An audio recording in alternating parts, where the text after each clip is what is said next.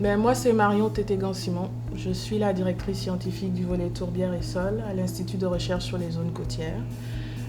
J'ai un doctorat en sciences du sol avec une expertise sur tout ce qui est propriété hydrique des sols. Mais avant ça, j'ai un background plus en géologie, donc les roches, l'étude des roches de manière générale. Puis j'ai fait une maîtrise en géosciences et environnement. Donc voir un peu tout ce qui est géologie de surface, les phénomènes de surface, le sol, comment voir au niveau des plantes les besoins et tout ça.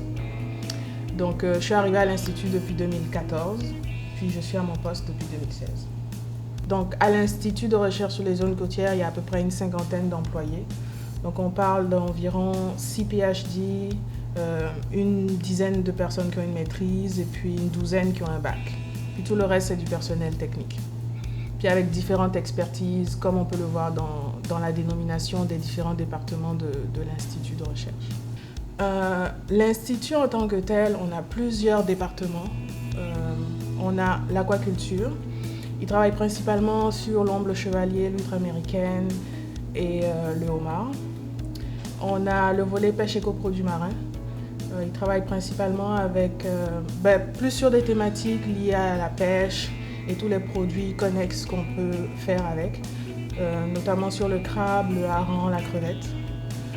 On a aussi le volet développement durable qui concentre particulièrement ses études sur tout ce qui est adaptation au changement climatique. On a également le volet laboratoire et services d'analyse. Donc là, on offre des services d'analyse à la fois en chimie et en microbiologie. Puis on a le volet tourbière et sol, dont je suis la directrice scientifique. Puis là, nous, on travaille principalement justement avec l'industrie de la tourbe et l'industrie agricole. Donc, et puis c'est dans ce cadre-là justement que Uplazo est venu me rencontrer pour faire une étude de recherche et développement pour leur poudre de roche. Donc, Uplazo, en fait, c'est quoi? C'est une roche qui est du basalte, qui est une roche avec des grains très fins. Puis cette roche-là, elle a beaucoup de potentialité au niveau du sol, que ce soit pour reminéraliser le sol, apporter des éléments minéraux pour un sol qui a été appauvri, ou même pour rehausser le pH. Donc à ce moment-là, on parle d'effet Cholant. Nous, ici à l'Institut, en discutant avec justement nos clients, on a axé notre recherche sur deux aspects. Donc vérifier l'aspect Cholant de la poudre de roche et vérifier l'aspect reminéralisation. Puis voir aussi quel effet ça pouvait avoir sur certaines cultures, comme par exemple le radis, la tomate et la pomme de terre. Donc pour le radis et la tomate, on a fait plutôt des essais en serre. Puis pour la pomme de terre, ça a été un essai sur le terrain avec un de nos collaborateurs justement qui a voulu se prêter au jeu. Pour l'expérimentation sur la pomme de terre qu'on a réalisée sur le terrain, on a voulu voir quel serait l'effet du dosage de la poudre de basalte sur la pomme de terre, puis plus au niveau de la hauteur du plant par rapport à la biomasse justement, puis aussi par rapport au rendement de pomme de terre qu'on obtient à la fin. Donc en discutant avec des agronomes du ministère au niveau de la province, on a défini 3 dosages qui pourraient être intéressants. Donc 1 kg par mètre carré, 2 kg et 3 kg par mètre carré. Puis évidemment 0 pour avoir un comparatif, comme une sorte de témoin. Puis par rapport à la hauteur des plants, on remarque que plus on met de basalte sur le terrain et plus la hauteur des plants est élevée. Donc la biomasse est d'autant plus importante que le dosage est élevé. Quand on regarde maintenant au niveau du rendement, la courbe de croissance n'est pas du tout... elle va dans la même tendance, mais elle n'est pas du tout la même. C'est qu'on remarque qu'en mettant juste 1 kg par mètre carré, on obtient le rendement le plus élevé. Puis ce rendement, il est autour de 1084 grammes par plant de pommes de terre qu'on récolte. Donc c'est vraiment quelque chose de très très intéressant. Pour cette étude, on n'a pas voulu comparer par rapport aux produits concurrents, on a juste regardé qu'est-ce que le basalte peut faire sur la pomme de terre.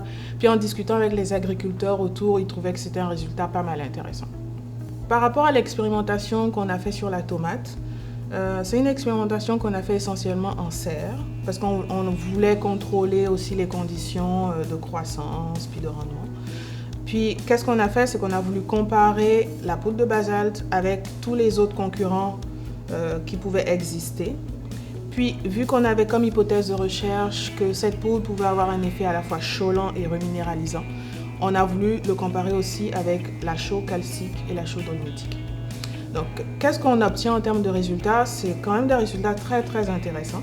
C'est que la poudre de basalte va avoir une performance quand même super intéressante parce qu'au niveau de la hauteur des plants, donc quand on parle de hauteur de plant, on parle de biomasse aussi.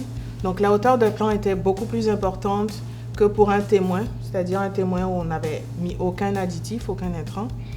Et encore plus importante quand on compare par rapport aux deux types de chaux. Quand on regarde maintenant par rapport aux produits concurrents, donc des poudres de roche qui seraient similaires à la poudre de basalte, à Iplaso, on se rend compte que soit elle est équivalente à ce qui existe sur le marché, soit elle est supérieure. Puis pour une comparaison sur 7 produits, on a environ 4 produits qui se retrouvent en dessous de Iplaso. Donc Iplaso se situe vraiment dans le top 3 des produits les plus intéressants sur le marché. Maintenant, quand on regarde au niveau du rendement, donc, quand je parle de rendement, je parle du gramme de tomates par rapport au plant. Là, encore une fois, on a comparé avec les deux types de chaux, puis avec les produits concurrents, puis aussi avec du compost. Parce qu'il y a pas mal de producteurs qui utilisent du compost, puis on voulait voir où est-ce que le basalte pouvait se situer par rapport au compost.